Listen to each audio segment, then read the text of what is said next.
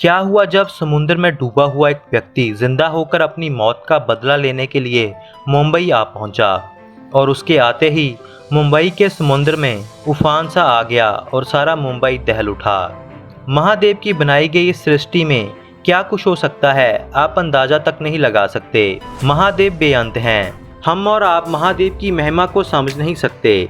ऐसे ही महाकाल की चमत्कार की महिमा आज की इस वीडियो में देखकर आप हैरान हो जाओगे कि कुछ ऐसे भी दुनिया में हो सकता है। यह उस समय की घटना है जब लोग समुद्र के रास्ते से विदेश का सफर किया करते थे। मिलिंद और मंथन एक गरीब परिवार से निकलकर मुंबई से विदेश के लिए गए। वहां पहुंचकर मेहनत से दोनों ने अपनी काफी कमाई की। मंथन अपने परिवार में अकेला कमाने वाला था और उसकी 4 बहनें थी। इसी के साथ साथ मंथन महादेव का भक्त भी था। दूसरी तरफ मिलिंद अपने परिवार का इकलौता लड़का था। दोनों ने खूब कमाई की और 10 साल अपने परिवार से दूर रहे। जब परिवार ने बार बार लेटर लिखे कि अब बहुत समय बीत गया है, अब वापस घर आ जाओ, शादी करो और अपने परिवारों के साथ रहो। अब तक मिलिंद और मंथन के पास 50-50 हजार रुपए हो चुके थे। उस समय के 50 हजार अब के समय में करोड़ों की कीमत होगी।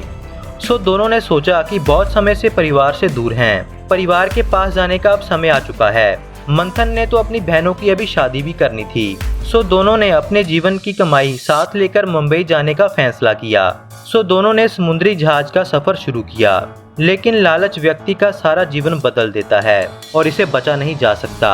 जहाज के सफर के दौरान मिलिंद के मन में एक लालची विचार आया कि मेरे पास 50 हजार हैं और मंथन के पास भी। अगर मंथन के 50 हजार उसे मिल जाएं, तो सारी उम्र कमाने की जरूरत नहीं पड़ेगी। इस समुद्र में अगर मंथन को गायब कर दिया तो किसी को पता भी नहीं चलेगा। ऊपर से सिर्फ मिलिंद को ही पता था कि मंथन का पैसा कहाँ है। चालाकी से मिलिंद ने मंथन को जहाज के डेक पर रात को बुलाया और समुद्र में उसे धक्का दे दिया और किसी को पता तक नहीं चला। अब मिलिंद के पास 1 लाख रुपए हो चुके थे। मिलिंद अपने घर पहुंचा, अपना नया घर बनवाया, शादी की और परिवार के साथ ऐशो आराम से रहने लगा। उधर मंथन का परिवार आज तक अपने बेटे के इंतजार में मिलिंद के पास जाकर उसके बारे में पूछता रहता और मिलिंद हर बार यही कहता कि मंथन ने विदेश में किसी लड़की के साथ शादी कर ली है और अब वह कभी वापस नहीं आएगा। मंथन का परिवार उसके इंतजार में तबाह होकर खत्म हो गया, लेकिन मिलिंद ने उसके परिवार की कभी मदद नहीं की। अब समय रहकर मिलिंद के घर में एक लड़का पैदा हुआ, लेकिन जल्द ही पता चला कि मिलिंद का वह लड़का ना तो बोल पाएगा, ना ही सुन पाएगा और ना ही अपने शरीर को हिला पाएगा। कुछ ऐसी बीमारी के साथ वह लड़का जन्म लेता है और इस लड़के के बाद मिलिंद के कभी बच्चा भी नहीं हुआ। अब तक मिलिंद के पास अरबों की संपत्ति थी। इतना कमाया गया पैसा अब वह किसे देता।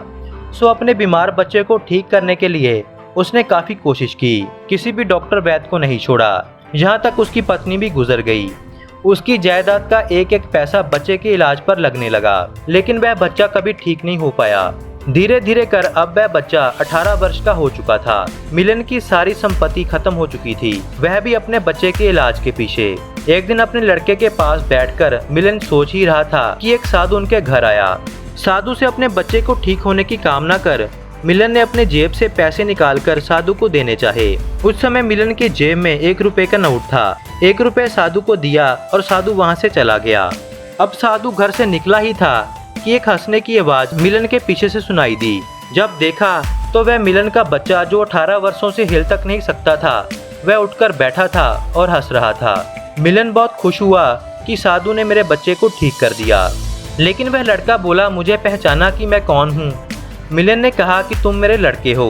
18 वर्षों से तुम हिल तक नहीं पाए थे और आज साधु की कृपा से तुम ठीक हो गए हो। हंसते हंसते वह बच्चा बोला कि मैं तेरा लड़का नहीं हूँ, मैं मंथन हूँ जिसे तुमने समुद्र में फेंक दिया था और मेरा पैसा लालच की वजह से ले लिया था। मैंने अपने पैसे की पाई अपने इलाज पर लगवा दी और अब मेरी कमाई का 1 रुपया तुम्हारे जेब में पड़ा हुआ था जो तुमने आज साधु को दे दिया।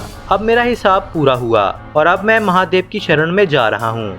इतना कहकर वह बच्चा मर गया और मिलिंद अपनी गलती को लेकर बैठा रहा। लेकिन मिलिंद महादेव की शरण में जाकर किसी अनजान जगह के लिए भक्ति के लिए निकल गया। कहा जाता है कि बहुत बार मिलिंद को केदारनाथ देखा गया, जो कि साधु के रूप में है। यह नहीं पता कि उसके पाप इस तरह से महादेव खत्म करेंगे या फिर नहीं।